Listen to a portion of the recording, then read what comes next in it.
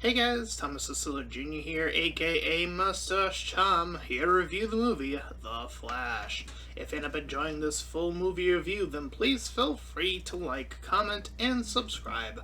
Also make sure to check out those links in the description. One will head over to my petition to help out smaller YouTubers. Second and third to my Patreon and PayPal, where you can help support me and my channel directly. And fourth to my Discord server, where you can join, collab, and share your own content, and all that cool stuff. And shilling will be reminded at the end of the review.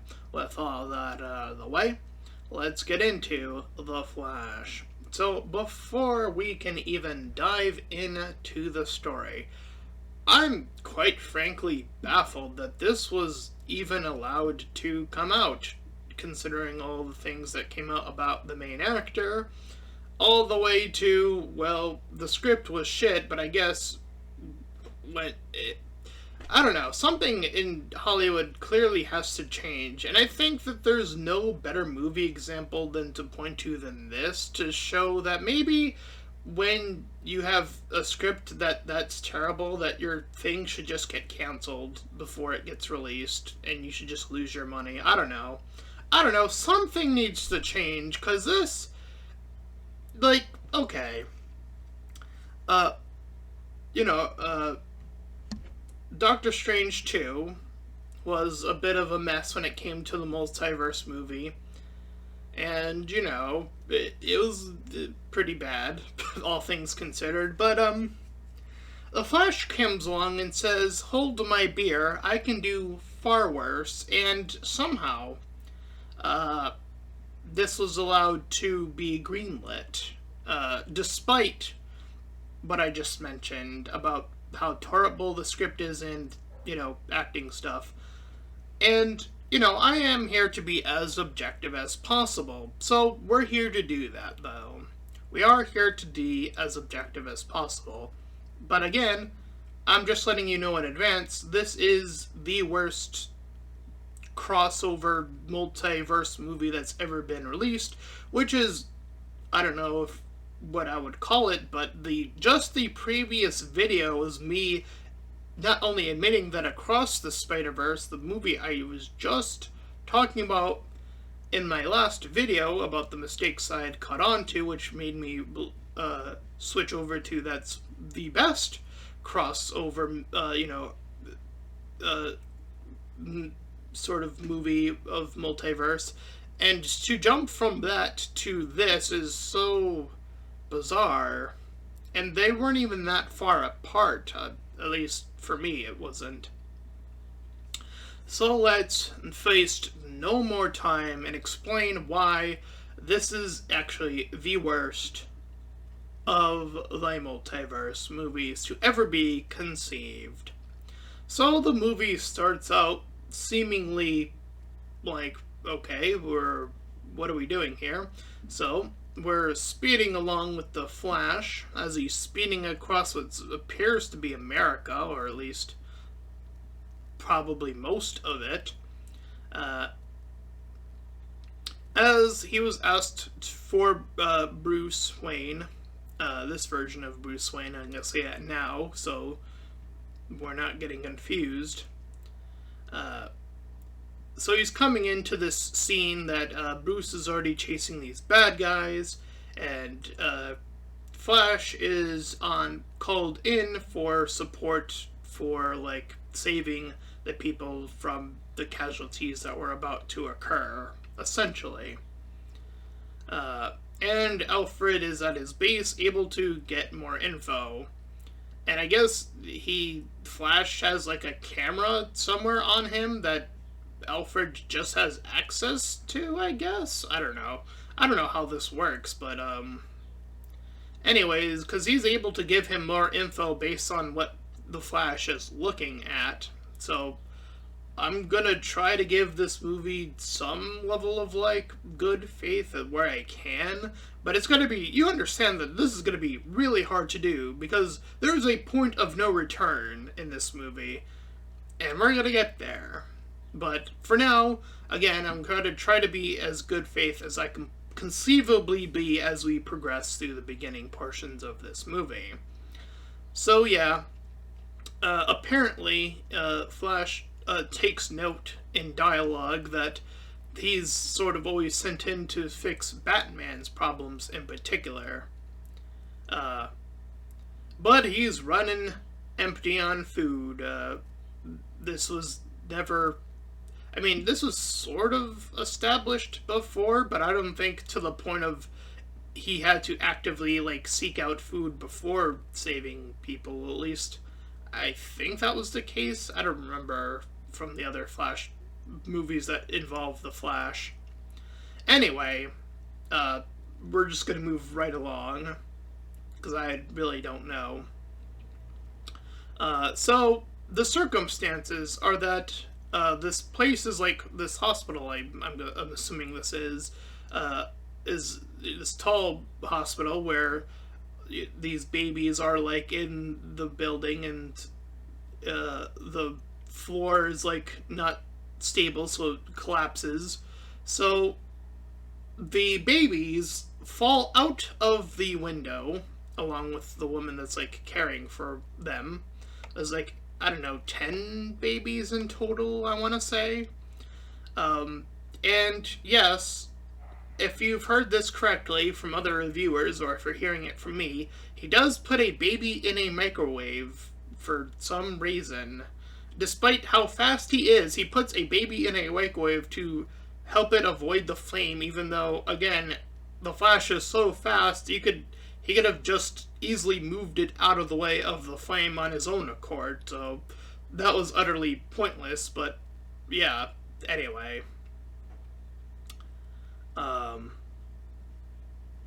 And as he proceeds to run out of juice, and there's a helping dog there as well, for some reason, that's just there at the hospital, I guess. So he helps all the babies, he helps this dog, and then the woman he tells to get psychiatry because she's like screaming because of all the panic. So he's kind of like, we're not, Justice League is not expert on this level of stuff, go seek help. Which, fine. I don't mind that at all. We're still in, this movie has a little bit of like cheeky, like, I don't know what this movie's doing in terms of like, yeah, he's saving people, but it's cheeky, and there's the whole microwave thing, which is utterly bizarre, but it's like, okay, it's wavy at best, I guess, is the best way of putting this. But again, I say hold on to your seats, because we're in for the worst it's gonna ever be. So anyways, while this is going on, across the way, Batman's still giving chase, and he kills some people, I guess, or I think he does. Like, he pulls up, surprise, surprise, this is Justice League's Batman, so whatever, fuck me, I guess. And he's about to let go of this guy who has these vials, and he's like panicking because if it hits the water, it's gonna do something bad. And just as that's about to happen, Wonder Woman grabs the rope and lassos them up.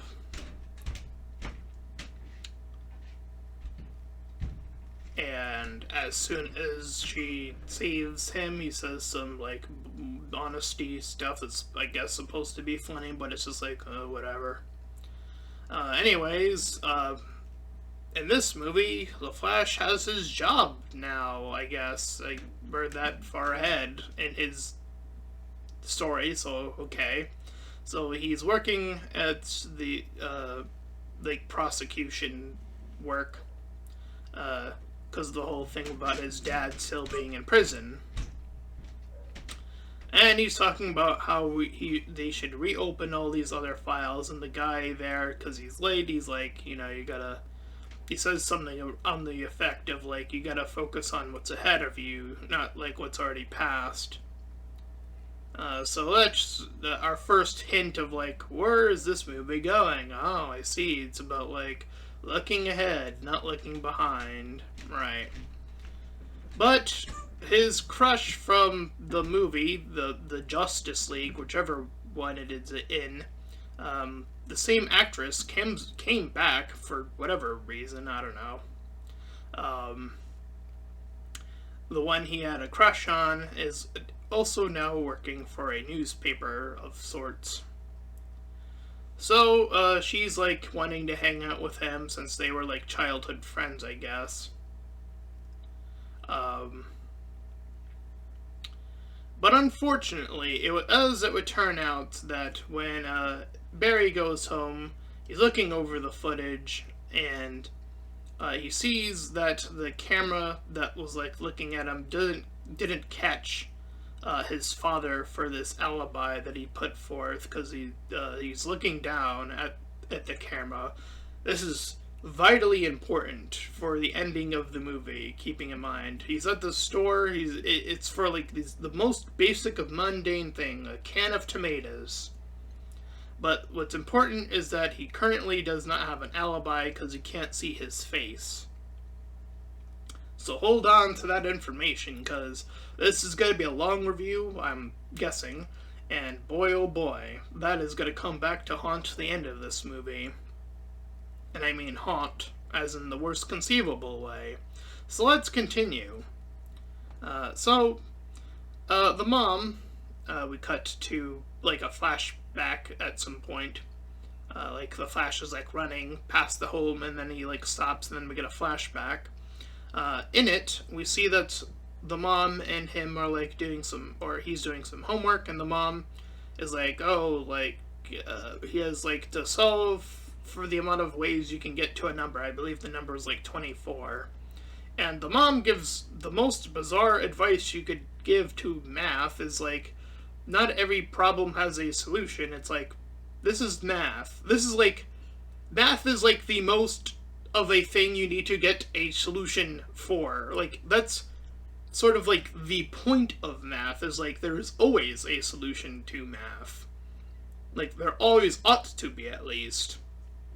So yeah, that level of stupidity from the mom is like, okay.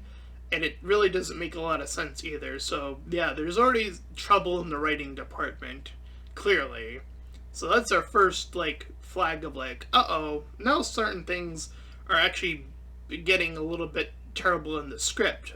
I mean, visually, the whole the microwave baby thing was like a visual, like, a fucked up visual gag, I guess I could call it, but technically nothing's being said in dialogue, so I can't say the writing's bad there. I can just say it's a visual stupidity thing.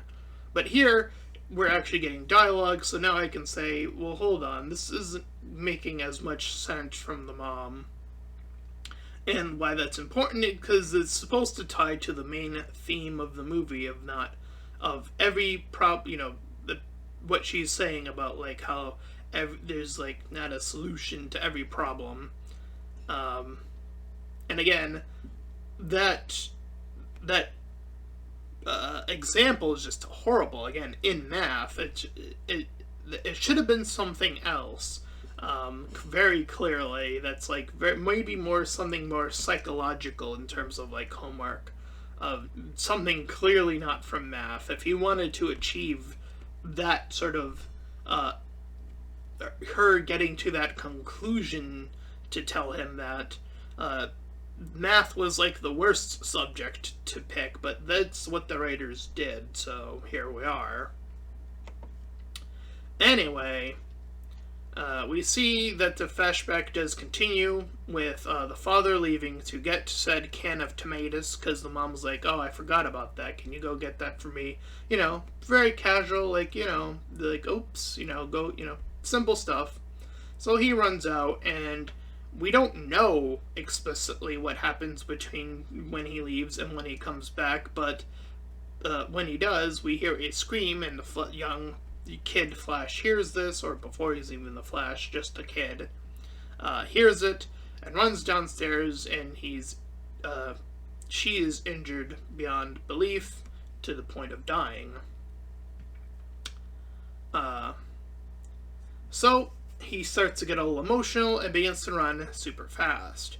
However, unlike any other time he's run fast for whatever reason, the area around him starts to turn blue.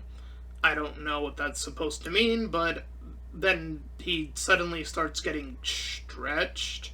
It looks horrible. And I don't even know why it's occurring, because it's never happened before, but I guess it's supposed to signify something new, question mark? Okay. I'm gonna click down on my notes here. So, he pops back,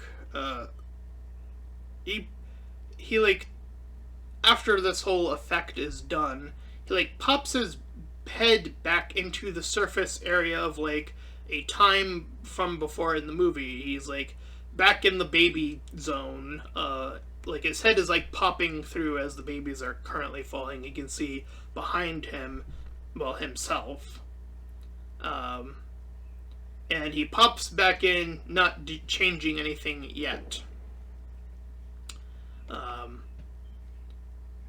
So he immediately goes to Bruce, because this is like a new experience for him. And he talks about to Bruce how he can go back in time. And Bruce kind of signifies like, oh, this is probably a bad thing. And he alludes to it, and then it's actually the Flash who mentions the butterfly effect. He's like, yeah, I know about the butterfly effect, which I think he would ought to not know about it if, well, the rest of the movie needs to happen. You would think, like, no, he actually shouldn't know what that is yet, to, like, because for those of you who don't know, again, I can't believe I have to talk about a completely different movie here. There is a movie literally called The Butterfly Effect, starring Ashton Kutcher. And in it, he has like this drawing ability, and when he draws, he's able to go back in time. However, when he affects a certain thing, that subsequently changes the timeline, aka even if it was a small thing, it drastically changes everything else, aka a version of the butterfly effect. That being, if you were to go back in time and even touch a butterfly, is sort of where this comes from. Even that alone would drastically change like every other event. So he's aware that this is the case. Keep that in mind, even this early on in the movie. And again, if you're a writer and if you want your character to have flaws that make sense, it would be better opted for him not to know this. In fact, I would fix this and have Bruce be the one who just answers the butterfly effect. And Barry's like, what the hell's that? He's like, you can even have some cheeky dialogue about the movie. I don't know. Or like just what it is, because Bruce is very matter of fact. So he just says the butterfly is like when effect is like you go back in time, blah blah blah. He's like, and Bruce and maybe have a Flash like sort of shove it off like, yeah, it's probably whatever. But because he's still convinced, he's like, I can go back, I can save my mom, I can save you, save your parents from never dying. And he says, and then Bruce responds to that by saying, it's the scars that have made us us. And in other words, if Bruce's parents never die, he never becomes the Batman in his situation, which he's sort of alluding to it.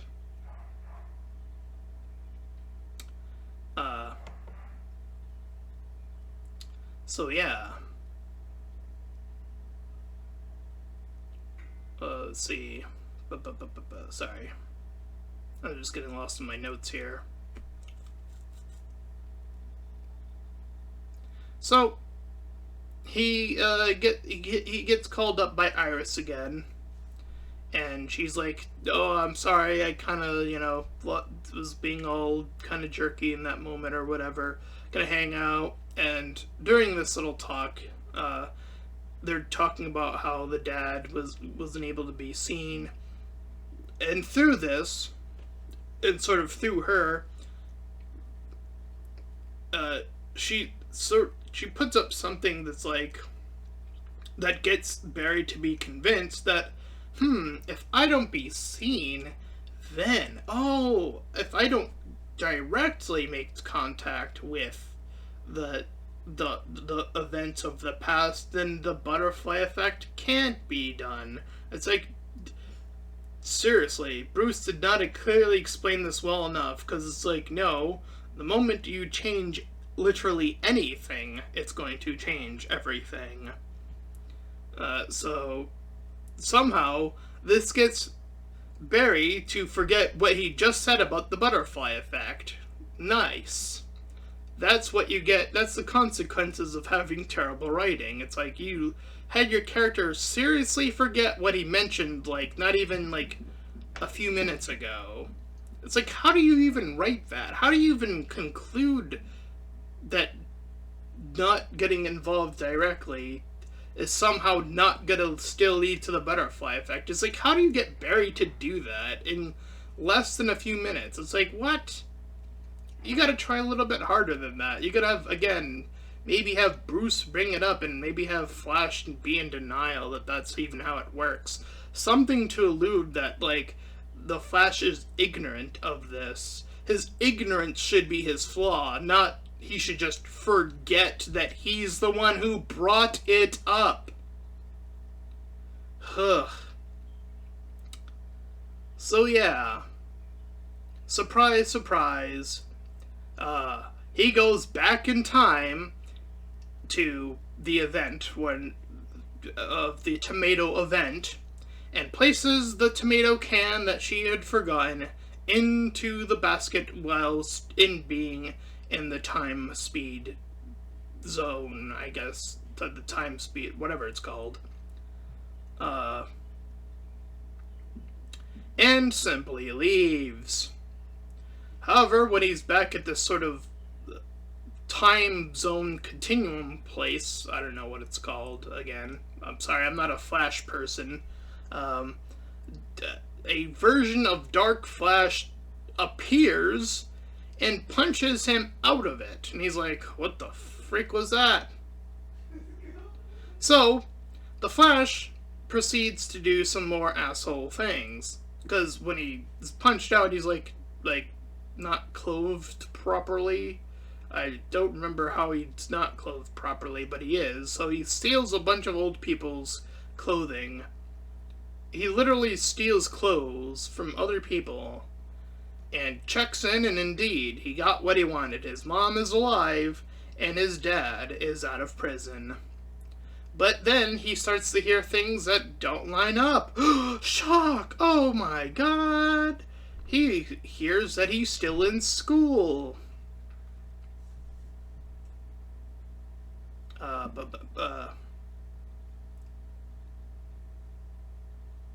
Hold on. Okay. So, as it turns out, when he was punched out of the timeline, he was punched into a section of not all the way to current present here. He was punched in somewhere in the middle of a timeline where he is a younger Flash, and indeed, he sees a 18-year version old of himself, played by the same actor, the troubled one. So we have Barry and younger Barry, or Flash and young Flash, as it were. So that's how I will keep them separated in terms of keeping this review in check. So Flash is confused. He's like, why did I get put in this why was I placed here? Not in the current. I don't know, maybe because you were punched out of the timeline or something. Maybe that might have something to do with it. You can put that together? I don't know. Anyway. So he freaks out and tries to recall what day it is. So he asks the younger Flash what day it is. He says December 29th. And he freaks out because this is the day he got his powers. So he kind of like goes like, oh, this could be good at first, and he goes, wait, no, if I don't get my powers, I'm not gonna have powers, which means I'm gonna be stuck here. So I'm gonna need the younger Flash to get zapped, so that I can get the powers, so he can get the powers, so I can get the powers. So that's the line of thinking, which is like, okay, I guess that sort of lines up well enough. However, what happens is that he lines it up, and he's trying to explain to young Barry what the events are occurring. It's like, well, if you want your powers, you should probably actually avoid saying what it is that caused it. You're probably, and this is what happens because Barry's stupid, he ends up freaking out his younger self because he tells him he's going to get struck by lightning. So he's now in the front of where this lightning's going to strike. Younger Barry's in the chair behind, so the lightning strike hits Barry first, then proceeds to hit younger Barry. So they're both hit by the lightning. So current Barry loses his power for the rest, or a good chunk of the movie from this point moving forward, while young Barry now has the speed stuff. So he's all super excited, and he's running fast, and he runs through the streets, and he, because he ran through his normal clothes, it's like catches on fire. And then Flash tells him about a power that he probably shouldn't, and then he uses it out of just like sheer curiosity of what it is, and he's able to access it like twice the amount of, I guess, time that it took the normal Flash, because just explaining it just allows him to do it, the younger version to do it, I guess.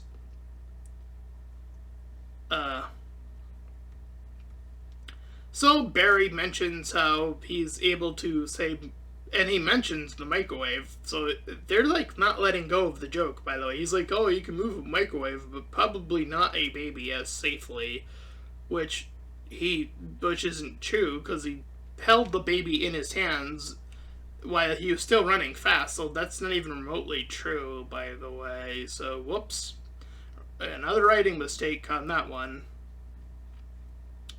Oh, but don't worry, it's actually gonna get the worst it's ever been. We're not there yet.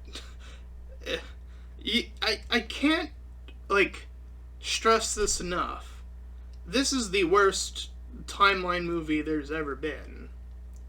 And what the Flash manages to accomplish here is, it's unethical. It's the worst it's ever been. It's like, I don't know. We're gonna get there. So yes, the young back to where we were. The young Flash says, he learns how to phase, as that's what he calls it, the current Flash. So he gets the suit. He's the one who gets the suit. And as they're traveling together, they end up in this bar place. But oh no, it turns out that the attack from Zod is about to happen. That's right, Zod from Superman, Man of Steel. And Barry reveals that he too, the current Barry, was there too during that initial attack. And in fact, that attack happened not even too long after he got his powers. He was called what we call in the superhero business green, as it were. So he's there during this attack, and apparently he's somewhere else from Bruce. And he ran in to attempt to save this kid. There's this kid who's up in the air trying to he sees his dad in the distance. The dad's in this rubble, so he goes to save the kid, but he's unable to save the dad.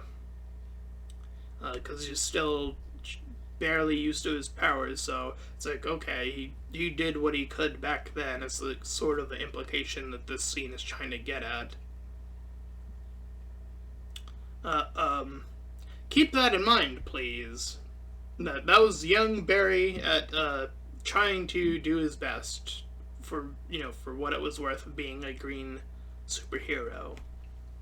Because that's, I feel, very indicative of how this movie ends, which we'll get to.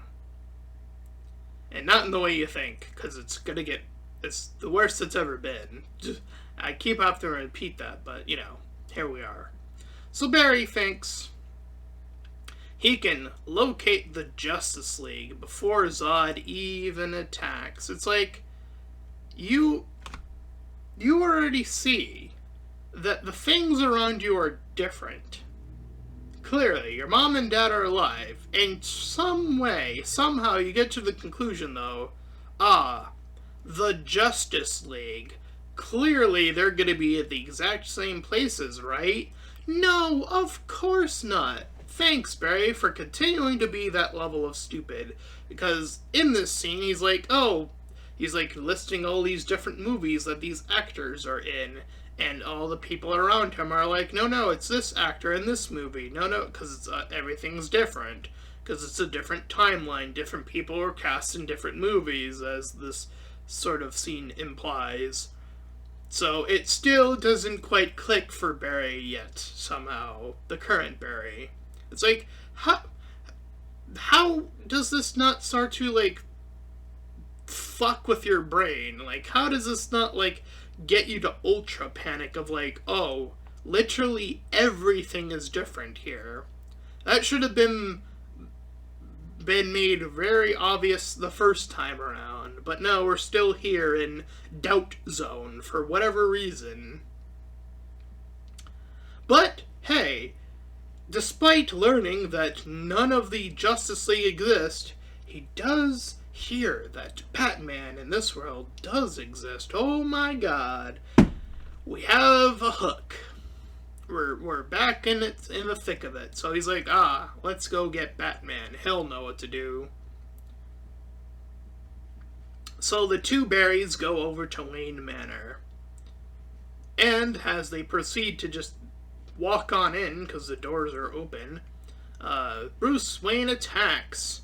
And young Barry's doing his speed thing, avoiding the attacks, and current Barry, with no more speed to his advantage, is getting hit by everything.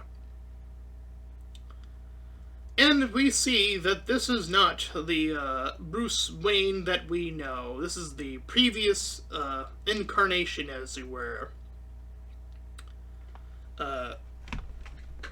So yes, this is a different Bruce Wayne. The one from way back in the day, when did that Batman movie? When did Batman and Robin come out? Or the other Batman movie Beyond? Was it Batman Beyond he was in? The actor from that, he's here. It's him. It's that Bruce Wayne. So yeah, he looks like a hobo for a reason that's never explained in the movie. So, I don't know what the fuck the writers are thinking visually for that, or whoever was designing that. It's like, what the fuck were you thinking on that? And so Barry mentions time travel. And they're currently eating, so, Bruce, this version of Bruce, thinks to, because he somehow knows how time travel works too, which, why? Why would this version of Bruce know how to time travel? He's never had to deal with it, right? I mean, not in any of his movies, that's for sure. I guess the assumption, and if we're going on good faith, is supposed to be that at some point, somehow, this version of Bruce Wayne got involved in some time-based shit, I guess, is the best faith I can give this movie. But boy, is it not gonna save anything worth shit. So he's over here trying to explain how time travel works. Which, boy howdy, how every time this happens, how is it that every time that you mock time travel in a movie, you end up doing it worse than every other time travel movie before you? How does that end up happening? It ended up happening in an Avengers, the time travel one, the third one, whatever that one's called. How is it that every time time travel is explained in these, they're like, no, that's not how time travel works. It works like this. And he literally does it. So, what he does is he lays out and I'm going to explain it to the best of my ability of how he explained it. He lays out this strand of, like, noodle, because he has, like, a bowl of noodles, so he lays out a strand. He's like, okay, so this is your timeline, point A to point B, B being the end point, right? And then he says, well, when you think of time travel, and you go to the midpoint, which it, is the point where he's talking about, because that's what he's alluding to, aka when he got his powers, when he got kicked out by himself, essentially. Bruce says, well, it doesn't work like it creates, like, this time thread that's, like, even, and then the new timeline would just thread upward from there and create, aka a new timeline. He shifts the second noodle like it's a cross and says, no, it actually works both ways and creates instead a fulcrum of path. And then from there, he takes those two strands of noodles and then he puts it in the bowl and says, well, now what you get is the bowl of noodles, and meaning that you get all these different variants of timelines that intersect in certain ways, like strands together, but ultimately, like, strand back outward, and, like, the sauce is, like, the mess, and then he adds, like, some extra stuff, and it's just, like, it's there for the joke, I guess. So, in this timeline, according to this Bruce, his Gotham is safe. Oh, I'm sorry, I had a cough because I smell bullshit. I'm sorry, but no, I don't believe him. If he was a hobo, nothing in this movie just... I'm sorry, I can't good faith this. This is like, he just claims that it's safe. It's like, how do you even know? How would you even know that it's safe? And by the way, while he's saying Gotham is safe, these two, Barrys are saying the world is in trouble. Beyond Gotham, the world is in trouble. And Bruce Wayne is told, and, he's told all this, and Barry says, can you help? And Bruce says, nah, I'm gonna pass on saving the world. So, congratulations, movie. You've managed to character assassinate the character in a good short minute of him being on the screen. Like, his explanation was sort of like, whatever. But it's like, no. You did not just say that Bruce Wayne, any interpretation of Bruce Wayne, would pass on saving the world. I'm sorry, but no. No version of Bruce Wayne, I don't think, would ever say that. How do you even get to that far? How do you even, like, it's the end of the world. Like, how do you say no? What? That isn't, conceptually, there's nothing to make sense of there. It's nonsensical. It's complete nonsense. So now we're just in actual shit territory. But wait, I can't believe I'm gonna say this. It actually manages to get worse. You see, because I'm convinced, and I'm gonna convince you, if you stick around long enough, I'm gonna convince you that the Flash is a supervillain in this movie. He is. He's the ultimate supervillain. He's the worst supervillain that's ever been conceived in this script, in the writing. We're gonna get there. But hold on to your butts, because we're not quite there yet. So yeah, he passes on saving the world, so it's like, fuck me. So meanwhile, young Barry and current Barry are chilling in the Bat Cave, and they see the Batmobile, and young Barry's mocking out, because, ooh, nostalgia baited and all that good stuff. It's like, whatever. But current Barry is busy looking for Clark, or aka Superman, because clearly Zod's on the prowl, so it's like, Barry, you just learned that the Justice League doesn't exist. Why? It's like, what? How did he still not catch it on? The third time. It's like, now you're just messing with me, right? You have to be. The writers are just fucking with me at this point, right? It has to be. Like, some cruel joke of like, Barry's just that level of stupid. It's like, what are you doing?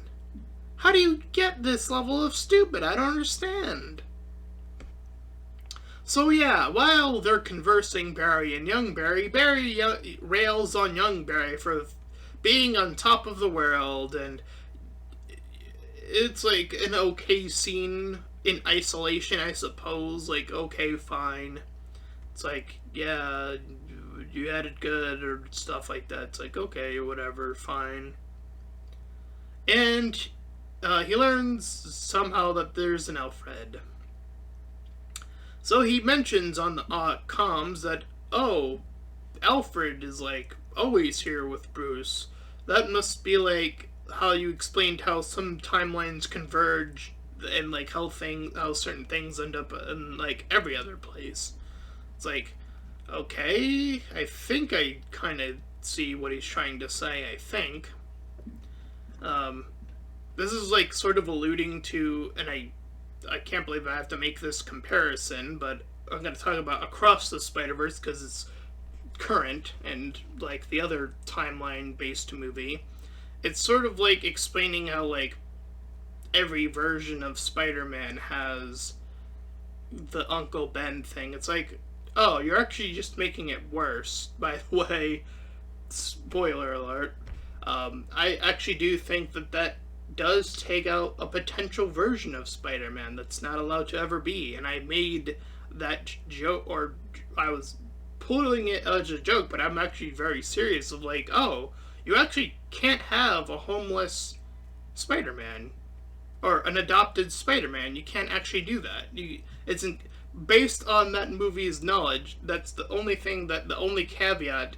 But now, thinking back on it, was told to us by an unreliable narrator in Miguel's sort of talking point, because he's the one who's splaying out this information. So it makes sense for him to believe that. But here, it's like, okay, so Barry's like, oh, he's just trying to be like, so every Bruce needs a Alfred. It's like, not necessarily. That's not necessarily the case. Again, I don't see why it needs to be that way. I mean, I suppose, like, the only need is, like, the initial thing, maybe, is, like, the only thing I can, like, be like, okay, I guess that makes sense. Like, for example, Spider-Man getting bit by the spider. It's like, yeah, well, that's, like, the prerequisite for him to being Spider-Man in general. So, like, that one's, like, that one, I'll give that one to you. Like, fine, you can have that one. Like, every Spider-Man has to at least get bitten by a radioactive spider. Fair enough. That's, like, easy to achieve without, like, breaking, like, any other version that could not be created. But it's, like, the second one, again, that was mentioned, is like, okay, so now you're actually breaking off, like, who's allowed to be Spider-Man. And it would be like, Bruce's parents dies, which allows him to get to that conclusion and finds Batcave. I guess that would have to, like, coincide with every version of Batman to get him to see, like, bats, I'm gonna fight justice, right? The initial thing, but he doesn't necessarily need an Alfred, I don't think.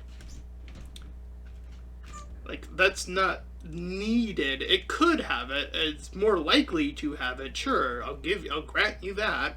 But again, need is the strong word there for the second time around. Anyway, moving along. So yeah, Bruce overhears this, so he's like, this version of Bruce, so he's like, I'll join you finally. I'll help you get as far as catching this Superman of yours. So yeah, they go over to Russia where they pick up where they think he is. And due to young Flash's naivete and lack of Speed Force, is that, like, he, like, locks over something, and he could easily just use the Speed Force to, like, grab it, but he doesn't for no explainable reason. So I don't know what that was all about, but yeah, they end up getting caught, and Batman drops in, and we're in for the fight as the young Flash uses his speed to unlock the safe. It's like, fine, whatever. He like somehow did that in like 0.0 seconds of like the computer just being able to pick up like that level of speed of like, you inserted this number and this number, whatever numbers you would need for that level of code or whatever. It's like, what, fuck, whatever. So yeah, it turns out that, surprise, surprise, it's not Superman, it's Superwoman, or AKA Carol Danvers, I believe her last name is, if I remember her from other versions of Superwoman. So yeah, Carol. So yeah, we're introduced to Carol pretty late in the movie. So you're thinking like, oh, what's her deal? Well, she's from Krypton, surprise, surprise, and she was sent instead of him, and she was tasked, as she puts, to take care of Kal-El, aka Clark. But she sort of lost sight of him, I think, is what they're alluding to here, or something along those lines. But she ended up on Earth anyway, and remained pretty vigilant in her Kryptonian ways, or a lot closer to it. But that's about it. So, to put that in another way, she's exposition. She's not a character in this movie. She's not a character. You can't convince me she's a character. She's exposition about Krypton again. That's it. That's all she is throughout this entire movie. Because they don't expand upon anything past that point. From the point we see her to the end of the movie, nothing is expanded upon from her. Nothing. Absolutely nothing. So yeah, good job on doing that. So yes,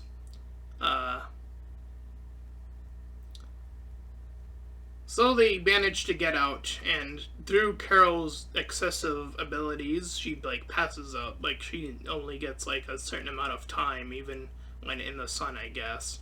Which is like, okay, you like nerfed her. It's like fair, I guess. Like I'll accept that, I guess, because like otherwise, like, yeah, you're gonna get your Superman problem again, which is like, oh boy, you know.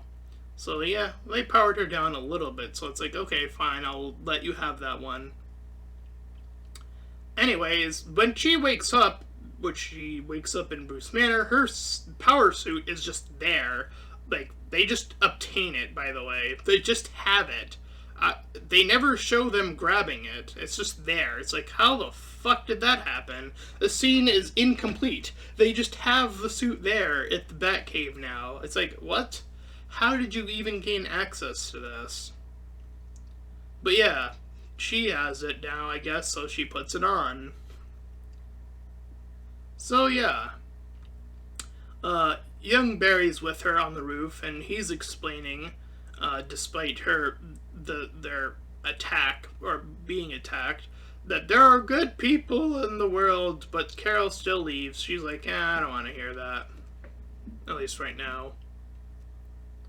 So meanwhile, current Barry and Bruce are still on about wanting to save this world. And Barry wants to save it because it's the one his mom lives in, or is currently living in.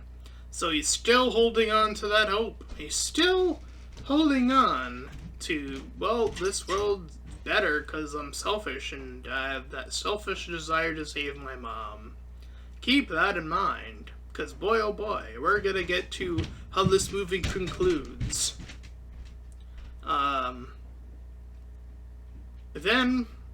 But unfortunately, young Barry overhears this load of information that's being exposited over here.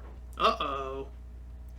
Meanwhile, Zod, based on he's doing his thing. Spots Superwoman because he looks up at her. So while he's dealing with the army stuff, he could just fly up and, I don't know, he's Kryptonian. I'm assuming he has his powers based on what he's able to do at this point already. But anyway, he just stands there. He doesn't do anything. Whatever. But don't worry, when it's in reverse, it's actually going to be way worse than you think. So just keep that in mind. Anyway, Barry preps up to get struck by lightning, because he's like, I want to get my powers back. And Barry says to go for it again. He gets struck by the lightning, he goes, ugh. And he's nearly killed in the process of doing this. So Carol comes back for whatever fucking reason, I don't even know. Maybe super hearing, but I guess is the best faith I can give this. Because it does, she does have, a moment when she's on the roof, she overhears, a bunch of people. So, I guess she just somehow manages to pick him out and come back, or for whatever reason. And flies him up into the storm. So he gets shocked again. And yeah, he gets zapped. So he gets his suit, and young Barry creates a suit from one of Batman's suits. Which is whatever. And he says the better thing here. He says, well, I helped you because you needed help. It's oh, I see. So now you're catching on to the superhero ways. Well, it's unfortunate that you're going to somehow manage to fuck that up too. Oh, and speaking of nostalgia, are you ready for this? You see, Michael Keaton in his version of Batman said in his movie, with dealing with the Joker, you want to get nuts? Then let's get nuts. This is when Joker's in his house and he's trying to defend himself alongside of I forget the woman's name, but point being is he's a little on the wily side, and I guess it's not the worst use of this line. I can't believe I have to say it. It's okay, fine. It's yeah, in this context, it actually does kind of fit. And I know I'm praising this use of the "let's get nuts" line because I know that it's a reference, and I know people are gonna be ugh, they're doing the line, but it's yeah, it is actually kind of nuts in retrospect. Immediately, it's yeah, they're trying to save this alt world because Barry has alluded to that. So, and from Zod, which Superman, this version of Batman knows virtually nothing about. So it's yeah, this is nuts. So yeah, I can't believe I'm saying it, but they found a way to make that line fit, at least to an extent. It's not the best use, but it's not the worst either. It's it fits, I guess. Anyway, don't worry. This movie has yet to implode. That's right. It's actually gonna get so bad. I told you earlier in this review that the Flash is the villain in this movie, and I still mean that. And we're not even there yet, because it happens so close to the end of the movie. So hold on to your butts, because we're almost there. We're getting there. So as they're working their way towards Zod, the current Barry mentions to younger Barry of oh, if you charge too much, then you'll be exhausted or whatever, because you're not, your suit isn't my suit. It's not calibrated or whatever. It's fine. They've been rushing through so much of stuff. It's they never even had that much time to just explain everything, which he could have done probably, but wasted so much time in doing so. So I don't know which way it goes. Anyway, speaking of things being flipped, we see that Carol flies down when they get close enough, and flies down right in front of Zod. And she has the opportunity to do the following: zap him right now, charge into him right now, do any number of things to attack, but she just flies there and does nothing. What is this movie doing? She should know that Zod's already here on the attack. She was told so. So what the fuck is she doing? I don't understand this. So yeah, she just stands there. It only takes until Zod explains that Mark Hamill's Superman, surprise, surprise, didn't survive because the DCEU, the people who put out this stuff, hate Mark Hamill for some inexplicable reason that I still don't understand. The guy who never got to properly be a good Superman, by the way. I'm just gonna say it. He never got the chance. He wasn't playing Superman. He wasn't. He was playing the alt Superman and the horse timeline alt universe. That's not Superman. No. It's a joke, relax. But no, I am kind of being like, come on, you could have given that Superman a little bit more, oomph and, like, I don't know, upbeatness, I guess, is the word. Oh, it's not a word, but you know what I mean. Anyway, that's enough about another movie. So yeah. So now she's mad. Now she's charging at him. Now that she knows. So yeah, young Flash builds up some speed and tries to blast somebody, but gets hit in the process. He's like, oh my god, I can get shot. So they're like, okay, we need to work together very clearly. So the two Flashes team up. They're speeding in cycles. They're doing their thing. Fine. And then we learn that the large ship has a shield. Like, Bruce is on the attack. He's attacking the ship, which has a shield on it. And in the process, his ship gets hit by the ship that he's trying to hit. All the while, Carol gets stabbed by Zod's knife thing on his suit. It's like, okay, I don't think that's how that works. So, I don't remember in the previous movies, but,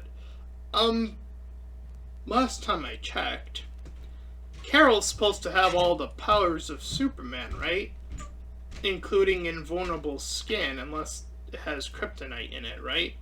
That's the only thing I can think of, and that's never even made clear in the movie. So I'm the one who has to do legwork and be like, so that had to have kryptonite in it, right? I have to do work for the movie now. So I can't take this in good faith because I don't know how this is happening. Like, he just stabs her. It's like, what? What do you mean he just stabs Superwoman? That's like saying he stabbed another version of Superman. What do you mean he stabbed Superman? Without kryptonite? What do you mean? That's not how this works. That's not even you can't even get past the basics. I don't even, like, you didn't even understand the power sets you were given. It's like, learn the power sets of your superheroes if you're gonna write a superhero movie with multiple superheroes, please. And thank you. Oh, and by the way, remember that shield that I was talking about? So Bruce, for whatever reason, his ship is going down, so he aims his ship, the bat plane or whatever, the bat jet, at the shielded ship. Let me repeat that. At the shielded ship that he knows is shielded, and he's gonna drive full force into it, knowing that it's shielded. So he commits suicide for fucking nothing. What the fuck? What is this? I don't know how you make the deaths in, the Multiverse of Madness 2 and go, yeah, we can actually make this worse, by the way. It's not like it's on that level, because boy, that was actually really stupid too. Because like, yeah, um, Fantastic says like, oh, by the way, this is this guy's powers, and this is it signifies the weakness in the same sentence. It's like, yeah, that was fucking so stupid. It's like, why would you, for the smartest guy in the world, like everyone's now pointing this out, like, yeah, why would you do that? It's like, yeah, why would Bruce do this though? It's like, why would you retroactively turn your ship into a shielded ship that you know is shielded? Like, what the fuck are you thinking? World's greatest detective? Yeah, I know of that phrase. That should be in every iteration of Batman. World's greatest detective. Or at least for the vast majority, right? If you're gonna go by, there's some interlocking truths about every version of Batman, right? If that's the case, then he should be, in this version, the world's greatest detective, right? So why the fuck is he being this level of stupid? I don't understand. I don't understand. So young Barry, God bless him, I guess, because he's the one who wants to go back. But Barry's like giving chase because both, Batman and Superwoman have died. So it's like young Barry's like, oh, I can go back in time too because I have the powers now. So Barry, also now having powers, gives chase. So now they're both in that time zone place. So, like, they're, like, thinking, like, okay, we can at least try to do this. It's like, right, the time butterfly effect, right? So, yeah, anyway. So they go back and try again. And this time, Barry, I forget which Barry, but one of them warns Bruce, like, oh, it's shielded beforehand, so he avoids taking that out. He's like, goes after something else. It's like, okay, thumbs up currently. Okay, cool, we're doing pretty good so far from what we can see. But, despite that, Carol still dies, despite a slightly better team up with the other Barry. And it's like, after only 2 attempts, 2! Current Barry time just goes, this is one of those things we can't fix. After 2 fucking tries? Are you fucking kidding me? This is... I don't... There's no excuse for this. There's no excuse for only 2 attempts and already giving up, like, no. I can't believe I have to give, the time-traveling bullshit of, like, thing more credit than this. With, God, I'm almost forgetting his name. Doctor Strange. With Doctor Strange, he's like, I looked into, like, 14 million timelines, and it's like, this is the only conceivable one where we win. It's like, at least he gave, like, a fucking number that was like, okay, he clearly looked, like, a lot. It's like, here, 2. Oh, I give up. What do you mean 2? You gotta stop at 2? Are you a superhero or are you a fucking joke? I guess you're a fucking joke. Give me a fucking break. Jesus Christ. Oh, but don't worry. That's not what makes us the worst. That's not what makes Barry a supervillain. We're not there yet, by the way. But by God, we're getting, like, fucking very close to it now. So yeah, young Barry, again, God bless him, because he's like, I'm still gonna keep going back. Because fuck you, current Barry. And Barry, he literally says, this world is gonna die today. That is a line that is said by a superhero. This world is going to die today. What the fuck is this movie now? There's no excuse. You can't do this. You seriously can't and tell me that the Flash is a superhero. No. This is the moment where the Flash dies. Like, officially. There's no... You have to reset the Flash. Clearly. I mean, they're doing that anyways with the DCEU spoilers, I guess. If you weren't keeping up to date. But, God... What the fuck? And then Barry, continuing off that logic, he's like... So he brings up the whole mom thing to this version, the young Barry. He says, not every problem has a solution. So we see, pulling out from the timeline at some other point of the timeline, like, several versions of, like, the future of young Barry going back, turning into, like, Purple Flash or whatever, Spike Flash or whatever this is supposed to be. I don't even know, because he doesn't even name himself. So now the three of them are there. There's three Flashes, and they're like, fuck. We've tried, now this young Barry has at least tried, like, a conceivable number of times. It's like, okay, like, now we're actually looking like things are turning into shit.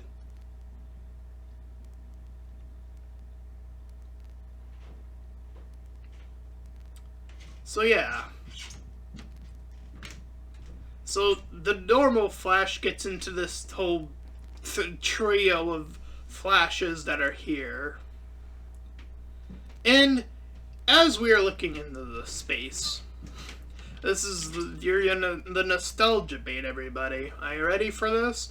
As we look upon the different universes that are color-coded, whatever, we see different variations of Superman. Like, from the first initial version of Superman to, like, another one with Superwoman, like, another Superwoman, like, into another third one. We see three different ones. And in this moment, they all notice the time-space continuum, because they're looking at it, and the Flashes are looking at the Superman. And nobody, not anybody in any of these timelines, has the audacity to have a simple thought. What if I cross over?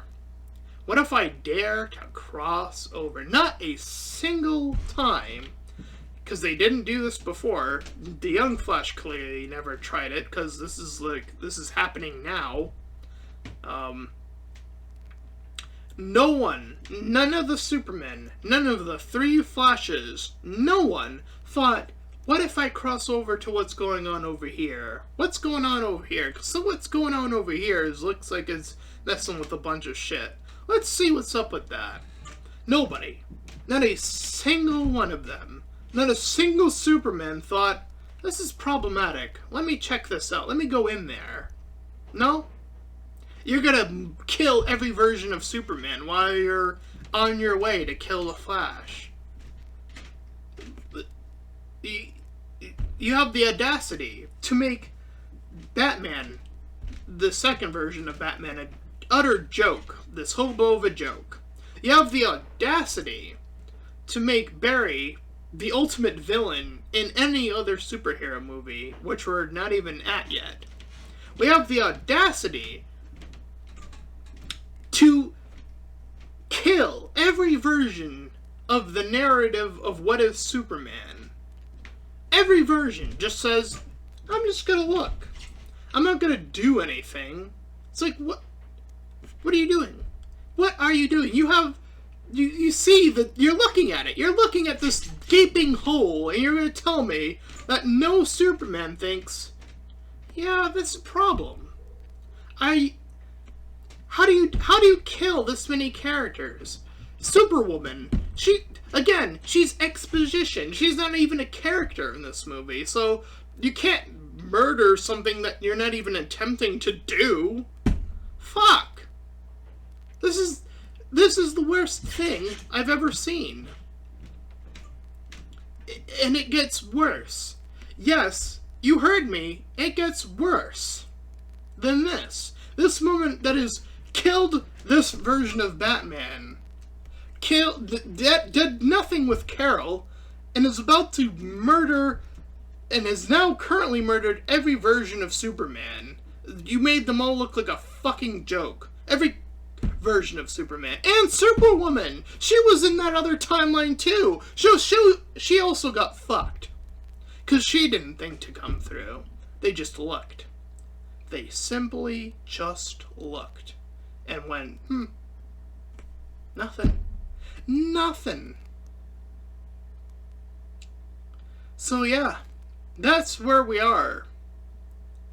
And in this moment, this purple Flash charges at Flash, because he's like, oh, I'm the unyielding one, or whatever the fuck he says. So he's running at current Flash, but the young Flash does what he assumes is the most super heroic thing and gets in the way, which, since this purple Flash derives from this young Flash, he, like, vanquishes himself from existing.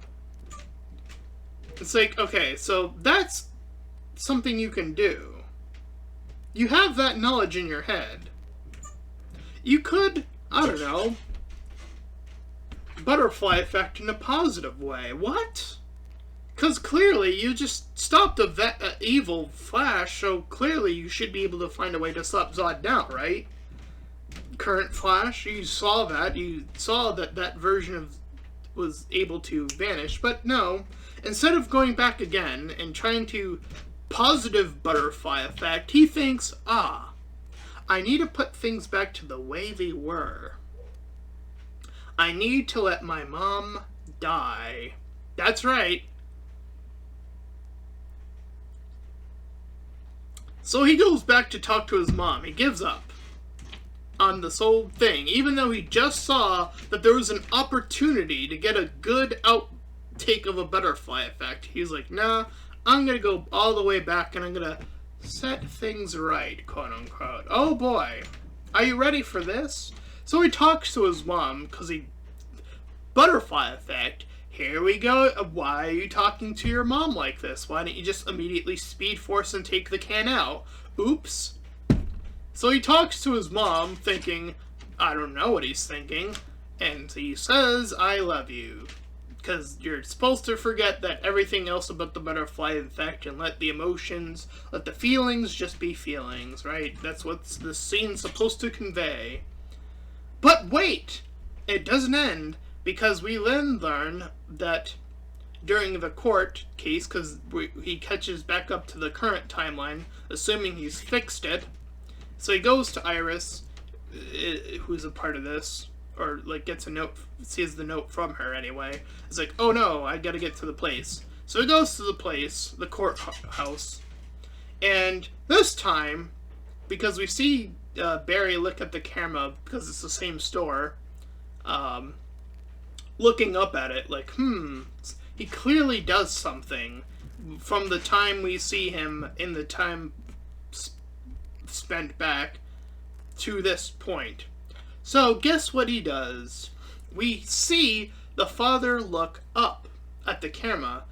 So this is supposed to signal to us that Barry moved the can that the father was looking for up, so that the father would look up, so he would be caught on the camera. So yes, you heard this right. He changed the timeline again. At the end of the fucking movie. And you know what this subsequently did? Was erase everything that just happened. Let me repeat that. He is killed. Oh, I'm gonna say, he has killed everyone in that other timeline. He has killed that Earth. He's killed it. Because he created a new timeline, didn't he? And that other timeline had to do something, so it's gone. It has to be gone. So yeah. The father is now free to go. And guess what the consequence of this is? As he heads out and he calls up Bruce. Surprise, surprise, it's not the Bruce he was expecting, it's George Clooney Batman. And then his tooth falls out, because that happened earlier in the movie. But hey, the Flash killed the Earth. He's a supervillain. There's no way around this. He's a supervillain. He killed Earth. He killed a version of Earth. Instead of looking at what just happened about the young Flash, erasing the future evil Flash, and going, I can actually make a good version of the butterfly effect happen in this timeline where his mom still exists. Instead of doing that, no, I'm going to go all the way back. And I'm going to not only place the thing back, but I'm going to still save my father, erasing the timeline. Erasing that specific timeline he was just in, killing all of those people.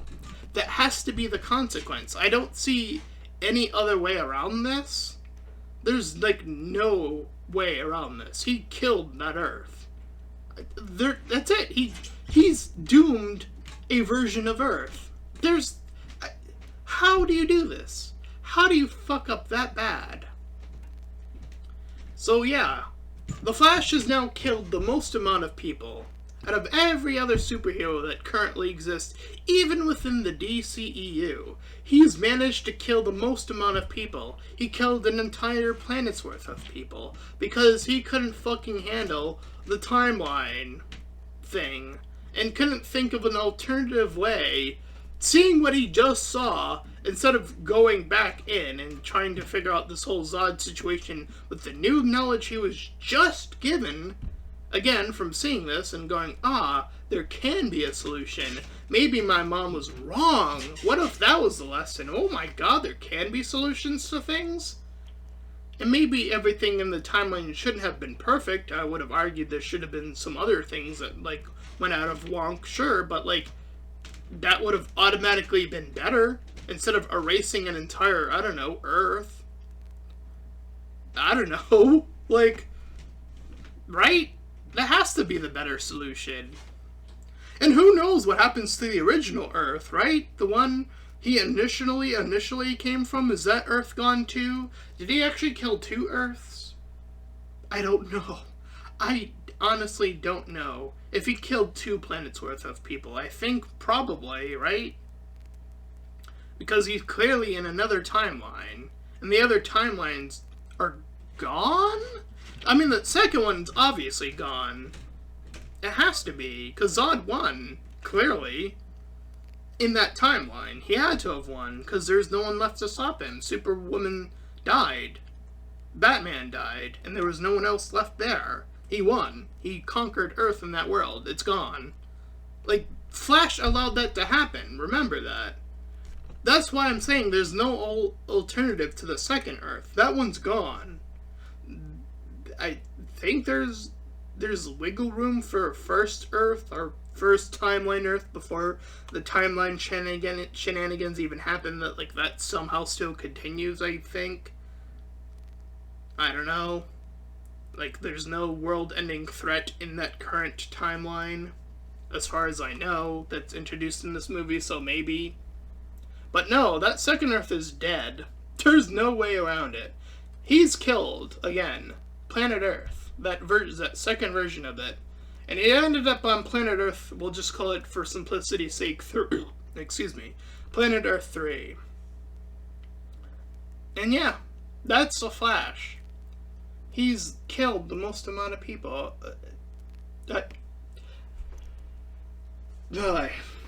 I'm gonna have to say it. This DCEU needs not only needs a reboot, but I think it needs new people that are not affiliated with the MCU or current DC. They need to bring in someone new who actually has fucking respect for these superheroes. Period. Like, I don't think James Gunn can fix this. And by the way, I've heard apparently that he supported this movie, but I don't know if that's like under contract thing or not, but whatever. I don't know. But at this point, I'm looking at this DCEU thing and I'm like, man, you need to bring in someone new. You need to, like, bring in a whole new team and just start from scratch. You need to just start from the beginning. Like, core beginning. Just be like, no. Fuck all of that other DCU shit. We're just started. We're new. Don't even worry about the Batman. Just start over again. If you're gonna create a whole new universe, like a new DCEU or DCU or whatever it's gonna be called, just start completely over. Start from scratch. New Superman, new Batman, new Justice League, all new. Just start over. 'Cause fuck, there's nothing left to save. I don't think anyway. And it's sad because you know that Aquaman 2 still has to come out, apparently, because of bullshit.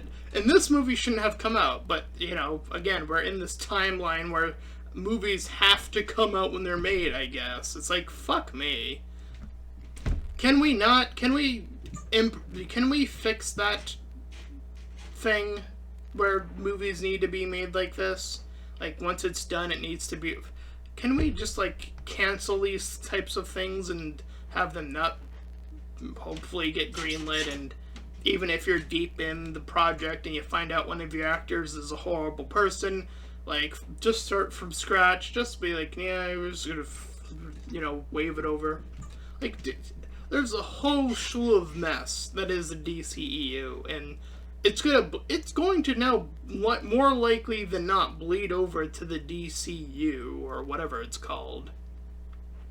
And again, the only way I can see this not being the case is if you, like, hold a convention. You're like, we're bringing in a new team, like a completely new team, and you just admit to your audience, we fucked up, and we're just gonna start again. We're gonna completely start from scratch. You have to just come fucking clean and just tell the world you need to start from scratch with the DCU or whatever you're gonna call it. That you need to fucking start over with, like, either Batman or Superman to start from fucking scratch.